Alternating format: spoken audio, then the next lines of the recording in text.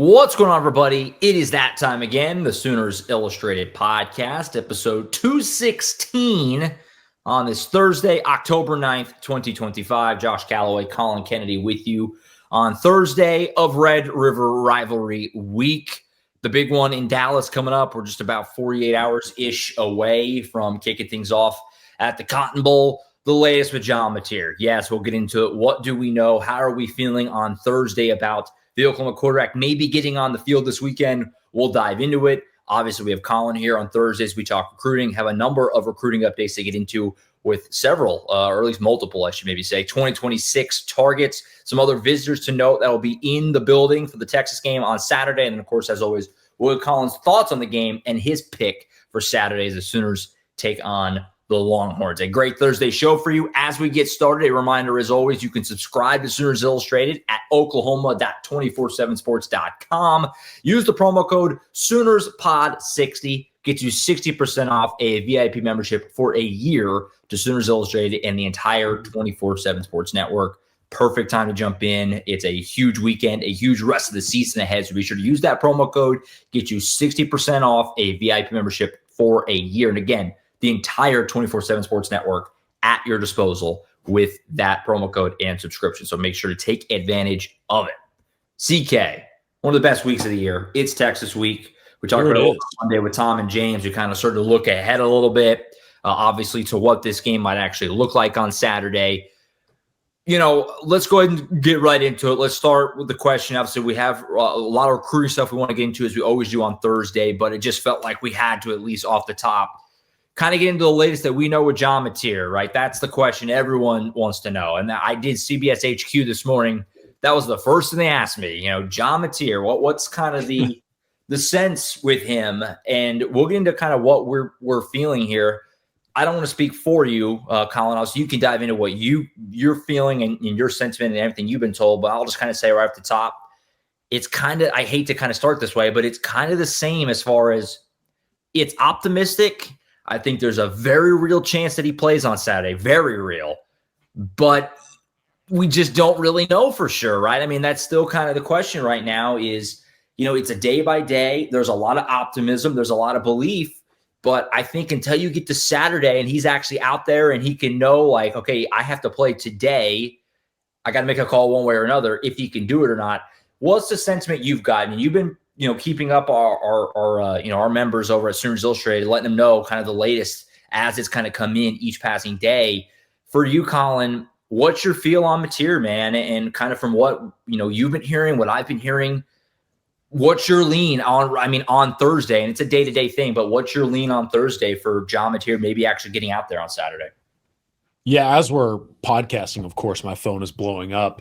Partially because of this exact topic. And so it's that time, man. I mean, the Mateer saga has reached its peak. I wrote a little bit about that earlier in the week. And look, man, without diving into specifics, you and I have heard varying levels of optimism inside that building right now about John's outlook for this game. And I think that there are a lot of layers to that. I think that there is a lot going on behind the scenes that has steadily built that optimism over time. Now, I do think that the best way I can kind of sum it, while John has taken some serious steps in the rehab process to potentially be ready for this game, I still think we're in potential territory. I don't know that, and Matt Zenitz has reported this as well. I talked about it earlier in the week in my report. Josh, I'm sure that you'd echo a similar sentiment. I don't know that this idea John is 100% playing has any truth to it. I think that's a little bit misleading. I think Oklahoma has steadily tried to keep him on track.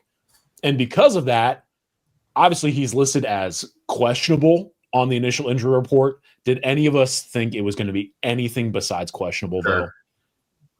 I think that that's also intentional misleading by Oklahoma.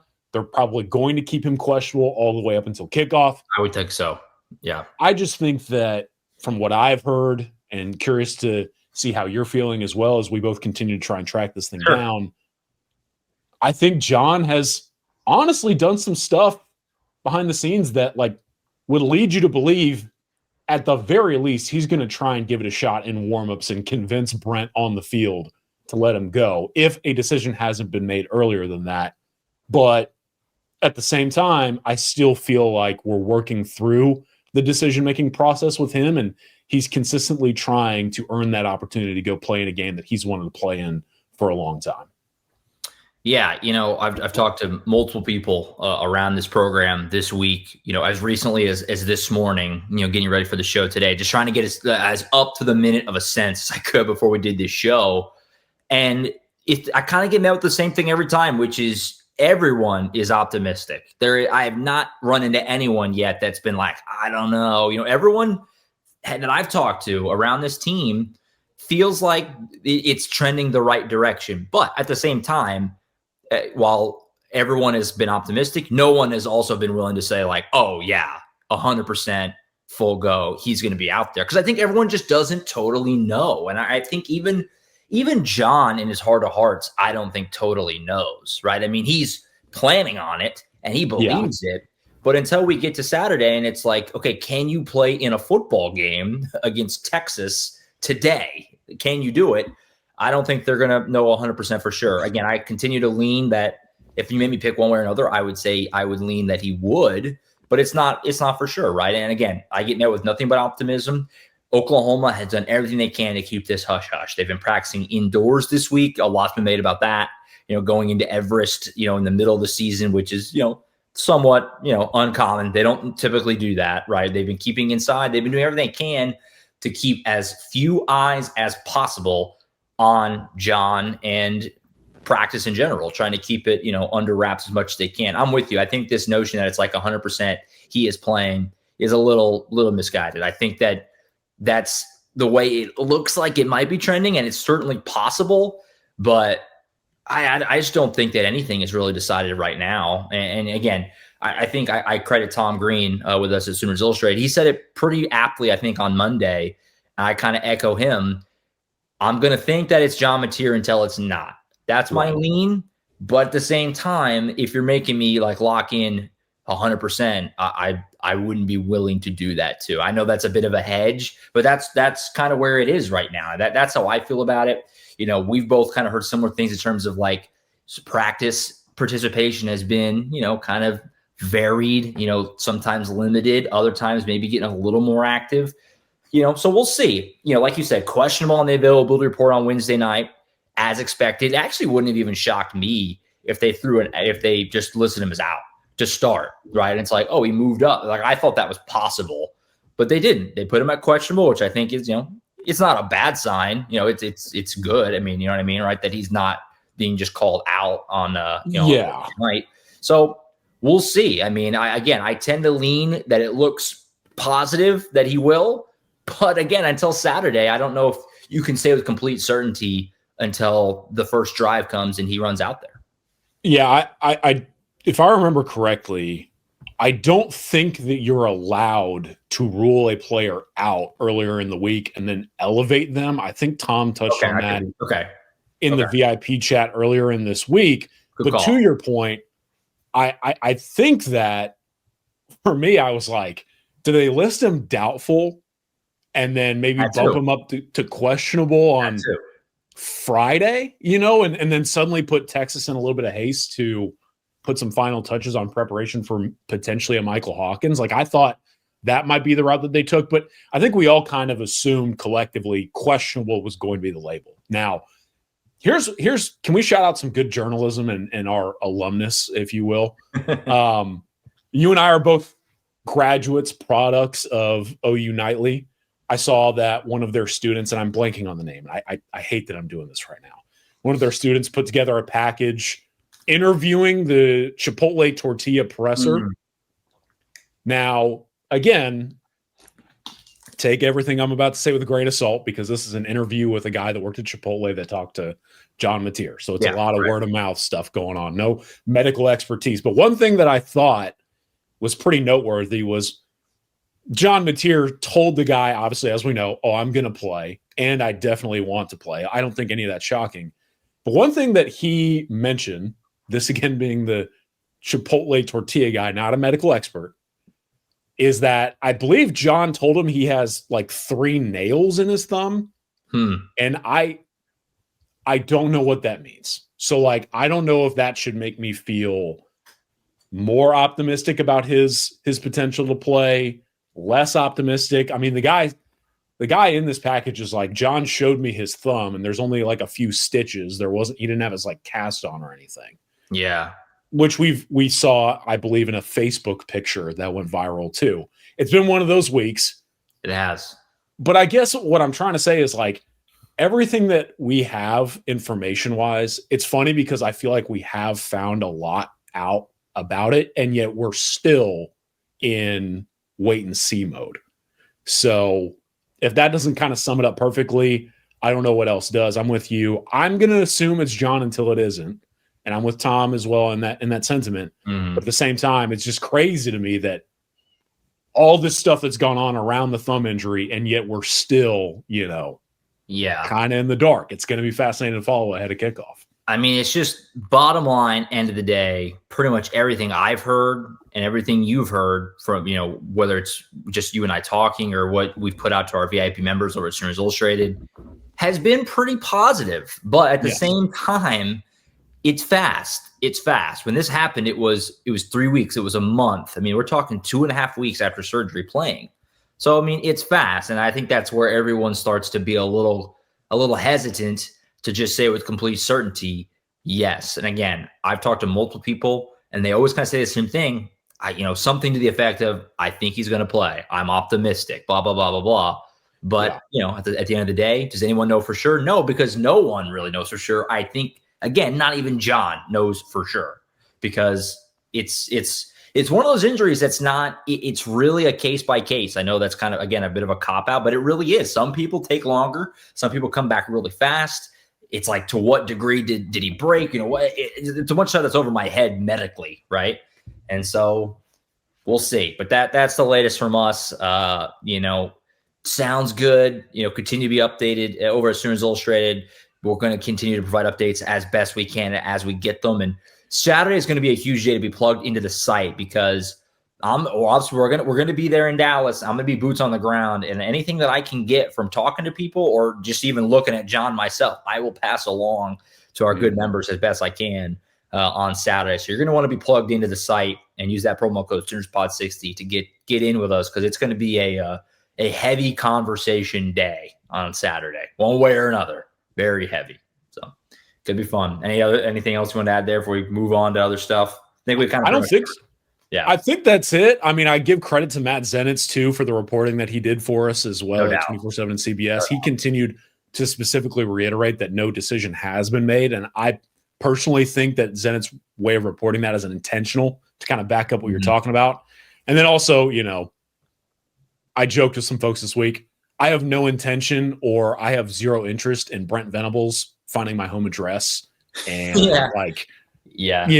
getting after me for any sort of material reporting. So we'll continue to kind of follow this in a calculated fashion out of respect to the program. But I give Oklahoma a lot of credit here on the back end for at least making this a talking point, even if it doesn't play out the way that everyone wants or expects it to. You know what I mean? For sure. You just, we're all being very careful, I think, because we don't want to mislead anyone. It sounds like it does. It legitimately has sounded positive, but to say, if I were to sit here and say, oh, he's playing, that would be disingenuous, because I just don't know that for sure. So we'll see. It's going to be a while next to a couple of days. And other folks have chosen to go that route. I'm not going to name names, but little irresponsible. We're not trying to be irresponsible over here. Yeah, exactly. So we'll see. Again, we'll continue to provide the updates as we get them over Sooners Illustrated, Oklahoma.247sports.com. Sign up, all that good stuff that I said earlier. All right, let's do some recruiting stuff. We have Collin here, our recruiting insider, knows it as well as anyone. We have several updates I want to get into, and of course, obviously the names to know that'll be in town for the Red River Rivalry. Always a funny thing, because Texas is the home team this year, but they have visitors, and there's a lot of overlap in targets, and so we'll get into that a little bit in just a minute. Let's start with some other 2026 updates first, though. Let's get into Milan Parris first. This is a guy you mentioned last week was going to be visiting for the Kent State game. He was in town. There's Kent State recruiting notes. Shocking. How about that? He was an Iowa State commit. He decommitted from the Cyclones this week. Obviously, everyone perks up. He visits Oklahoma. He then decommits. Like, a natural connecting of dots there. Did the visit kind of force that to happen? Got the right guy to ask here. Collin, what's the latest with Oklahoma and Milan Parris? Again, he decommits, so he's obviously available. What are your feelings here with Oklahoma standing with maybe trying to get another receiver in 2026? This Emmett Jones group is all of a sudden kind of coming in really nicely, especially if you get out a guy like Milan Parris. Yeah, so this was a big deal, getting Milan Parris to take an OV in Norman over the weekend, and I'm just going to call it what it is. I mean, it was a game against Kent State. It was the weekend of facing the Golden Flashes. So Oklahoma was able to get a lot of quality time with Milan Parris. I think that the staff, whether on or off the field, types were able to make Milan Parris feel very welcomed. And Bo Bentley, Oklahoma's 4-star 2026 quarterback commit, basically hosted Milan Parris over the weekend. Those two spent a ton of time together from what I've told. And then I think out of that trip, Milan Parris, there had always kind of been a belief that he would potentially step away from the Cyclones class at some point. But then out of that, and over the last couple of weeks, he's picked up a number of other offers. He goes ahead and makes the decision to back off his Iowa State pledge. Now, I want to start by saying Milan told us at 24/7 Sports he's not expecting to make a decision anytime soon. Now, that's a loose term, but I do believe him because off the heels of this official visit at Oklahoma, I believe he's going to be at Oregon this weekend for it's Indiana-Oregon on Saturday, one of the biggest games in the Big Ten. That will be a fun experience. He will visit Auburn for the Iron Bowl this year, which another big deal. I think that whether it's Auburn, whether it's Oregon, Nebraska has been tossed out a time or two. There are a lot of contenders in the mix, and Milan Parris wanted to, reopen his process and go through a second recruitment of sorts that, now he's got options he didn't necessarily have at the time he made that Iowa State commitment. So this guy is going to sort through new options. I think Oklahoma right now, if not at the top, certainly towards it. And the Sooners are very optimistic about their odds with him going forward. It's just going to be now, how do they hold on as he takes other trips to some big name programs in other places? This is a good player. I feel like if you're just kind of, if you're just kind of casually keeping up with it, you probably see this and it's like, a guy in October trying to get added. He's at Iowa State decommit, not like a huge program, a good program, but not a huge program. The guy is really good. He's a number 159 overall player, number 21 wide receiver. I just did the class calculator to double check it.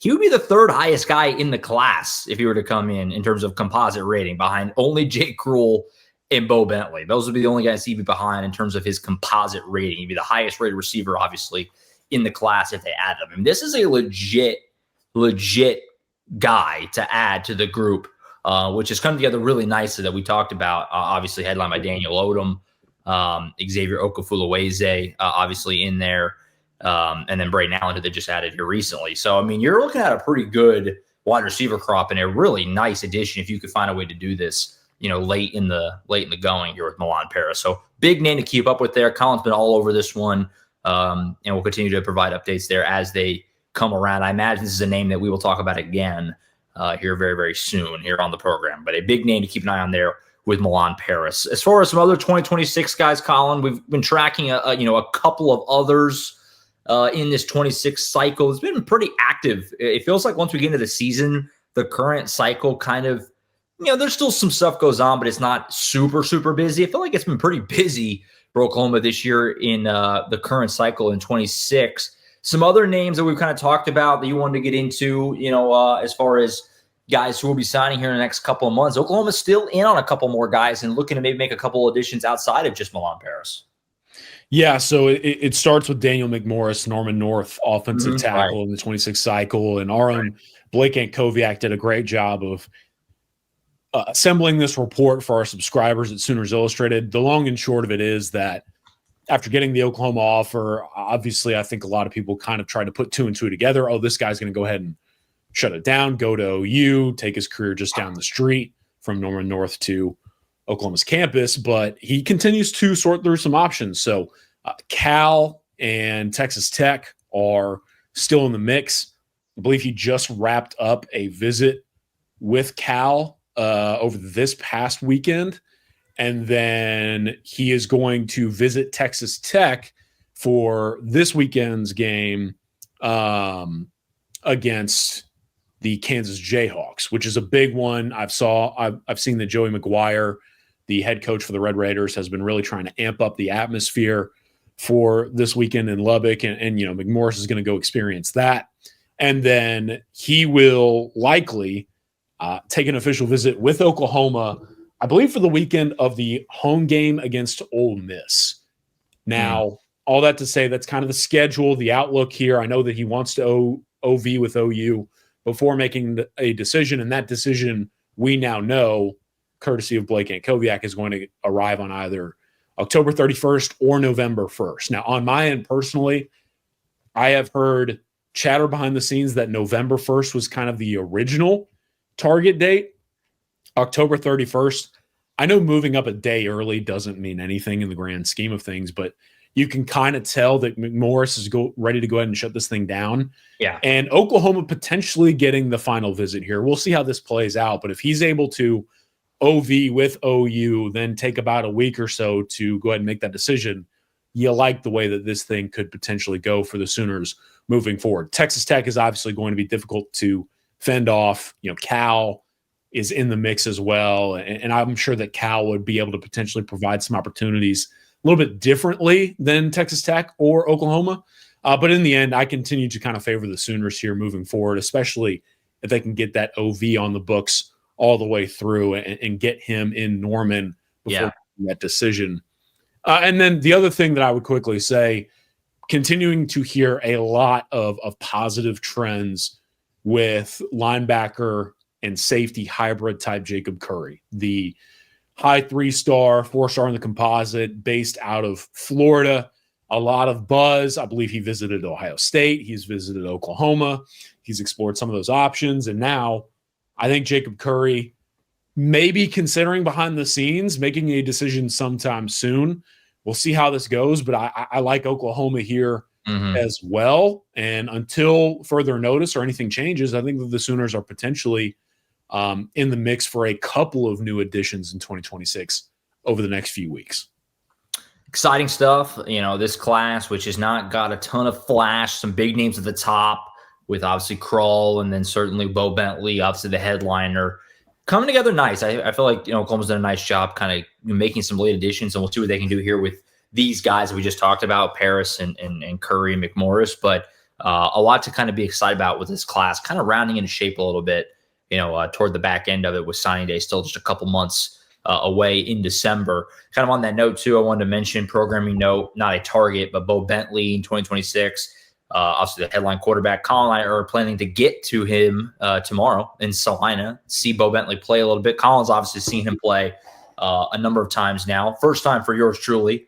Night before the Texas game, opportunity arose. So we'll be getting there tomorrow night, and keep an eye out on the Sooners Illustrated Oklahoma 24/7 Sports YouTube channel for some Bo Bentley highlights tomorrow night. So obviously an opportunity to get a look at Oklahoma's future quarterback potentially with Bo Bentley. So a little programming up there. Collin, making our way to Salina, Texas tomorrow. Salina, Texas. Next week, it's going to be exciting to have you be the recruiting expert and break down Bo Bentley's game from behind the camera. I get to sit back and relax and listen. We will also potentially have a food review. We're going to challenge Bo's taste buds here because I asked him, hey, we're coming to your game. I'm bringing a buddy. This is going to influence how much I'm expecting him to be a Heisman level player, is how good this food rec is. If this guy knows the deal with Grubb, then this guy knows how to go win football games. We know he can win, but you got to see what this guy's got up top in a few different ways. If you're interested, we are, I guess, going to be at Tender's Smokehouse pregame. Bo Bentley says, I love that place. So we're going to not only have a review of Bo's performance against Sulphur Springs Friday night, I think we're going to break down Bo's food recs as well, which will be interesting. That'll be fun. Look forward to that. We'll see what Salina, Texas has for us tomorrow night. So coverage coming from Salina tomorrow, and we'll get into it next week. I told him, I was like, barbecue joint for the rec, huh? I was like, I knew I liked you. Like, you hit me with a barbecue spot. Yeah. We're off to a good start. So I love that for my quarterback, Review coming next week. But highlights from Bo's night, expect on the YouTube channel.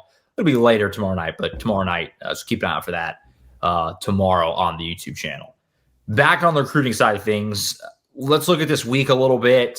I mentioned it earlier. Texas is the home team, obviously, this season, which means it's their visitor list. But like we talk about every year, there's a lot of overlap here in targets with Oklahoma and Texas. So it kind of works out for both teams in some instances, not with every guy, certainly, but with some. For Collin, for you, some of the guys that which again will be technically Texas's visitors, but that Oklahoma is also pursuing, that you wanted to note this week. And obviously, anytime you're at this game, if you play well, you feel like you do well for yourself in front of guys that you're chasing. So what are some names that you're going to be watching out for that'll be making their way to the Cotton Bowl on Saturday? All right, so I'll go offense. I'll give you two names real quick. And then defense, I'm going to go 2.5 because I've got two guys that I need to talk about. And then one guy I'll throw in here that's just kind of interesting. So offensively, Josh, the two guys that I think are worth mentioning, South Oak Cliff 2027 4-star offensive tackle Brian Swanson, and then 2027 4-star wide receiver Julian Caldwell. I'll quickly start with Brian Swanson. I went and watched him a couple weeks ago. South Oak Cliff, like outstanding staff, and Brian Swanson's offensive line coach, one of them, Zach Collins, one of the top offensive line trainers in the state of Texas. Now, two things here. It's interesting. Zach Collins, big Oklahoma fan. Zach Collins also has a number of clients who play at Texas currently, from DJ Campbell to Andre Kojo, and the list goes on and on. Brian Swanson's kind of the next big name out of South Oak Cliff along that offensive line, and he has a number of connections to Texas, but Oklahoma, also because of Emmett Jones, the former South Oak Cliff head coach. Yeah, right. And then also the relationship with an offensive line coach of the likes of Bill Bedenbaugh, who has done area recruiting in Dallas for a while as well. And Oklahoma and Texas, this one has always kind of felt like a potential Red River battle. A&M is in the mix as well. I believe Bama has hovered here too, but I've continued to get the sense behind the scenes that it's Oklahoma and Texas towards the top.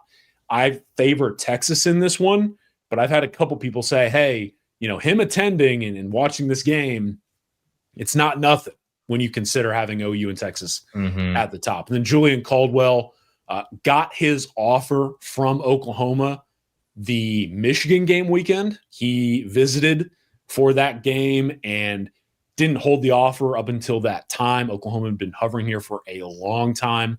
It's like Texas, LSU, Texas Tech, a little bit of Oregon, SMU is a big player here as well. But Julian Caldwell has a couple of big Longhorn fans in his family. OU now kind of newer to the picture, so the Sooners trying to cover some ground with him. Those are two names in the early list that I would highlight on the offensive side. Yeah, and we talked about it, what Oklahoma has done offensively early. It's early, but in 2027, it's quite a group so far. And so you're talking about two more elite guys right there with Swanson and Caldwell just outside our top 100 players, and Swanson just inside our top 100 players. I'm curious real quick,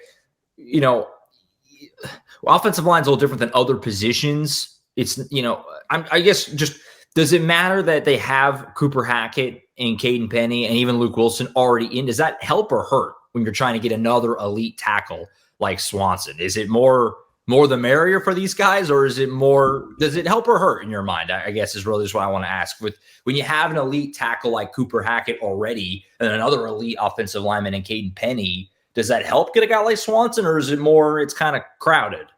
Yeah, I think it's relatively subjective. I think it falls on the individual player, right? I think that what does help, if I'm honest with you, is that Caden Penny is likely going to project to the interior of the offensive line. Right. So you've got two tackles, you've got a high-level guard.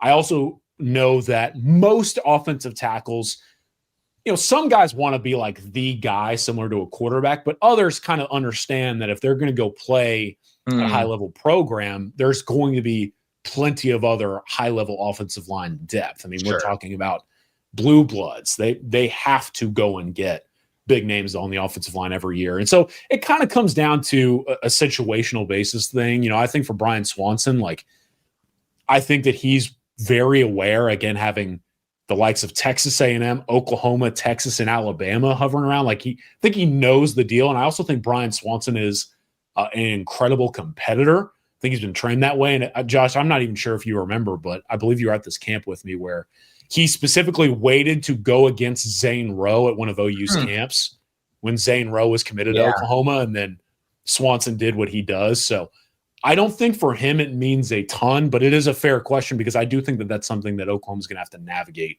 in 2027. What about on the defensive side? You mentioned a couple offensive names there. Obviously, defensively in 2027, I mean, at least when you're looking at that cycle, it's been heavy offense so far. You did get Mikael McCreary, obviously recently at cornerback. What are some of the defensive names? You mentioned a couple, 2.5, I think is what you said, you're looking at for this weekend. Let's talk straight DBs here. I mean, Oklahoma already has Mikael McCreary in the boat, 4-star guy at corner. I'm looking at 2 safety types with some corner flex, and then I'm looking at specifically another cornerback who won't shock anybody that he's going to be in attendance. I'll start with Jaquan Snell. So some people immediately, their eyebrows perk up because Jaquan Snell has kind of become a household name down here. But if you don't know who he is, I would encourage you just to Google Jaquan Snell versus Duncanville. This is the safety that got shot out of a cannon and obliterated a Duncanville ball carrier to cement Waxahachie's upset of Duncanville. And I mean, the guy went viral for it because number one, you don't just beat Duncanville, right? But then also a top 100 defensive back careening downhill and basically sealing the game for Wax was wild to watch. And, Jaquan Snell's got a ton of massive names from Ohio State to Texas and Texas A&M, Oklahoma in there as well. I want to say, I think maybe like a Clemson. There's just some of the biggest names in the sport are all after this guy. And for good reason. He's one of the best defensive backs, most impactful defensive backs in all of America. And Oklahoma loves this guy as well. So Texas and OU battling towards the top for Jaquan Snell. I think both are excited to see him attend this weekend. Jerry Outhouse Jr., another guy that I saw a couple weeks ago, had a report on similar to Swanson. Jerry Outhouse Jr., I think Oklahoma is in excellent position for him. I think that he had a great trip for the Michigan game. He has TCU towards the top. This guy is mainly a Fort Worth guy at heart, and the Horned Frogs have done an excellent job, but also Texas and a few other big names as well involved. Texas has officially extended the invite to him, and so Jerry Outhouse Jr., this is a guy that Oklahoma is going to prioritize heavily and already has, and he's someone, too, that I find intriguing because he plays corner for North Crowley, the former 6A state champions in Texas from last year. He just arrived on campus there, but he also has been rated as a safety. So this guy could literally play corner safety or in the box as kind of a jumbo nickel. So the fit here is pretty easily. And then here on the back end, Trenton Blaylock, Torrey's younger brother, is going to be in attendance. And we've been joking behind the scenes. Is he going to sit in the Texas visitor section? Or does he sit in the Oklahoma family section? I don't know the answer to that question. Subtle storyline for the weekend. Where is Trenton Blaylock? Regardless, though, some DBs to know as the Sooners try and beat Texas this weekend. Yeah, fun group, obviously there, kind of looking at these guys while you're talking. I mean, Jaquan Snell, you're talking about a guy that's just outside our top 50 players in the class, top 40 in the composite. A monster, like you said. And the Blaylock thing is fun, like you said. I imagine Torrey's going to get a pretty good load of carries. He'll be used on Saturday, so it makes sense his brother would want to be there. And what a cool thing. That family doing well for themselves right now. I'm personally shocked. Obviously, if you don't know, the home team gets to do the invites every year. So Oklahoma cannot invite recruits, but Texas can this season. The fact that Texas extended the invite to Trenton, I'm not going to say I'm shocked, but maybe a little surprised. Yeah. Right? Like, how about, make him, you can buy a ticket on Saturday. No, they threw him a bone. I like it. Why not? I mean, invite him to a Texas game later in the season. The fact that they gave him a ticket, bold move. Yeah. I like it. No doubt. So some names to note there. Obviously a huge weekend in a variety of ways. This is one of those weekends that, really the narrative of your program kind of, it's a heavy influencer one way or another how this game goes. And what an opportunity is for Oklahoma to come in and maybe hand Texas their third loss and really kind of put them like behind the 8 ball for this season. Like it's a big opportunity for Oklahoma in a lot of ways, within the context of this season, but really beyond, obviously, as well. And obviously a number of recruiting angles there that Collin just articulated. Before you go, I do want to make sure to get your thoughts on the actual game itself. As always on the Thursday show, I want to make sure to get your thoughts and your pick on the game. We'll have the game preview tomorrow, like always on Friday. Tom Green, James Jackson, and myself kind of set the scene and kind of dive into everything that there is to dive into, setting the table for this game. But for you, what are the thoughts? I mean, it's so hard to get a read on this game. It's hard anyway, but then you loop in the Mateer stuff, and it really is like, who knows? But for you, I mean, what are some thoughts as far as the matchup and, the other side of the equation, which is Arch Manning against this Oklahoma defense? What are some thoughts and things you're going to be watching for on Saturday when this game actually kicks off? I have a lot of thoughts on this game, as you would expect, as someone who covers Oklahoma, graduated from Oklahoma, but then also grew up in Dallas. Of course, I am simply the recruiting guy, and so the game preview pod, make sure everyone tunes in for that. So I will keep it brief. I'll get to Mateer in a second. But for me, two things that kind of come to mind beyond the obvious and major headline storylines or whatever that will be touched on in the game preview. Oklahoma, the passing game is fascinating to me. I mean, it really could come down to OU's ability to throw a pass effectively. Because if the Sooners are able to, if these receivers and Jaron Cannon get going, the run game is questionable, things of that nature. Suddenly, I think that this game looks entirely different because of some of the struggles I'm getting ready to talk about on the Texas side. But I also think that because Oklahoma's inability to run the ball consistently is very relevant here. Oklahoma's going to have to find a way to potentially lean on some of these receivers and tight ends. And they've shown up at times, right? They've delivered when the call is made, but especially on the off chance it is Michael Hawkins, I'm not even sure if it's an off chance.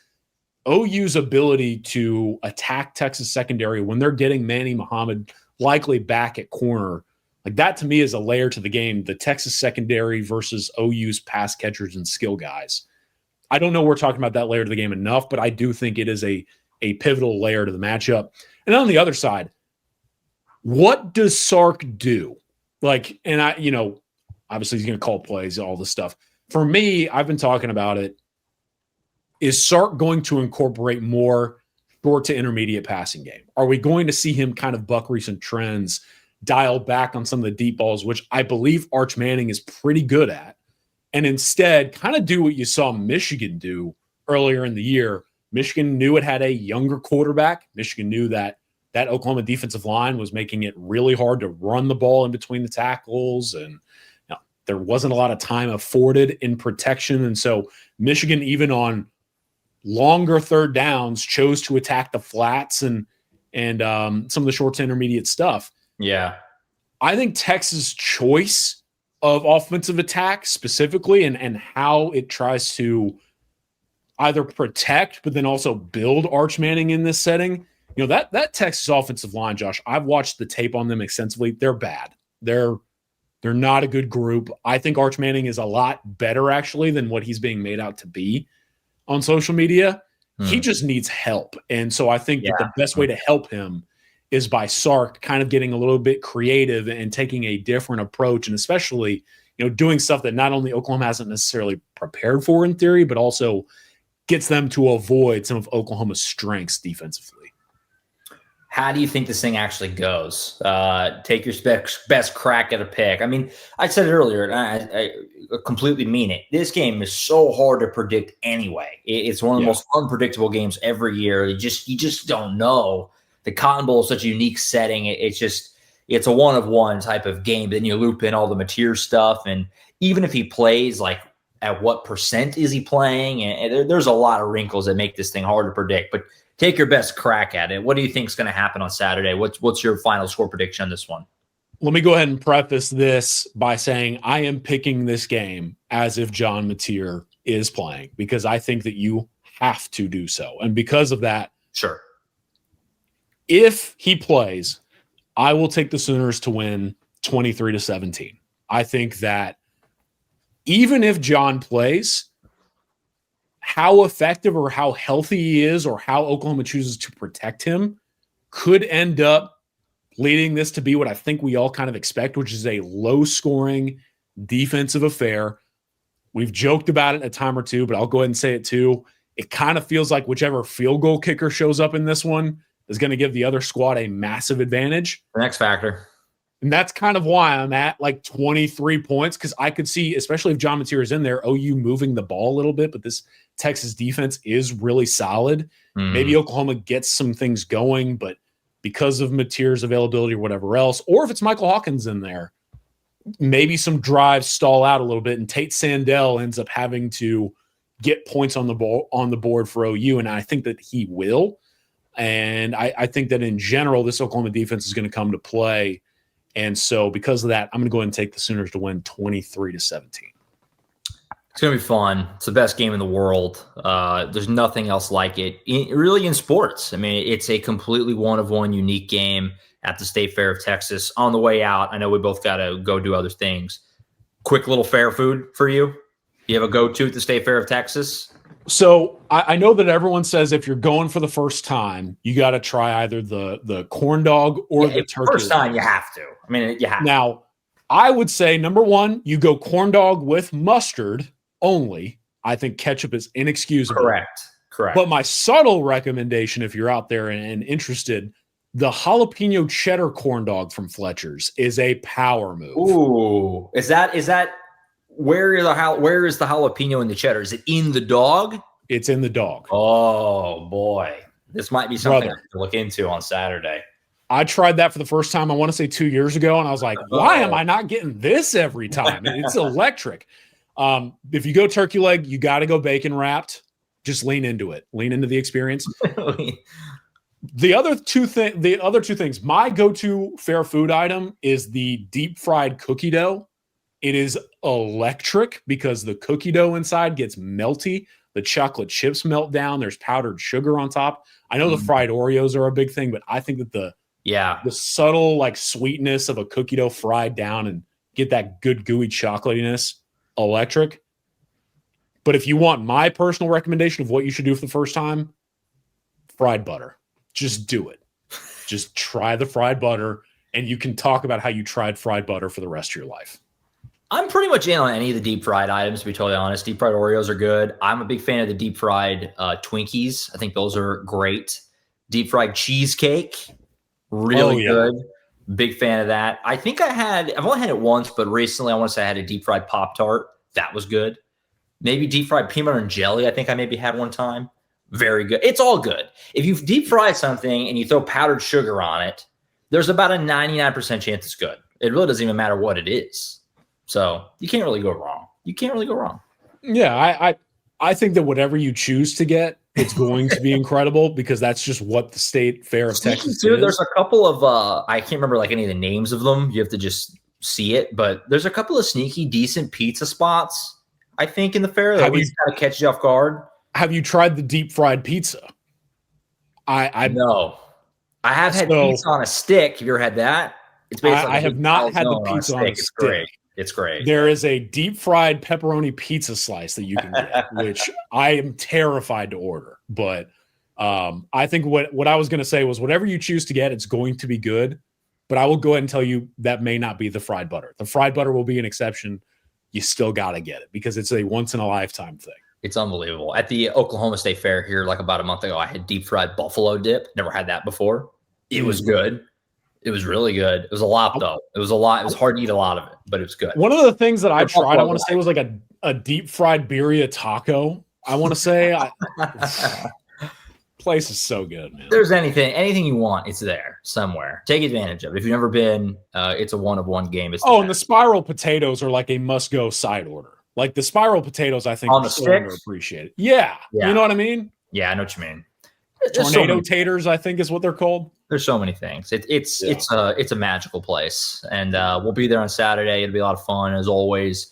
The greatest game in the world, and we'll set the table on Friday too of the game preview. Tom Green, James Jackson, myself will dive into it. We'll kind of lock in our score predictions, all that good stuff. Then, so we'll see you then for that. As for CK and I, we'll be back next week. Obviously, recapping other stuff in recruiting, getting into Milan Parris, whatever else we have to dive into. Obviously, we'll talk about our Bo Bentley food wreck review, and we'll do all that next week. But I think that's it for now. I'll be back at the game preview on Friday with Tom and James. CK, appreciate you as always.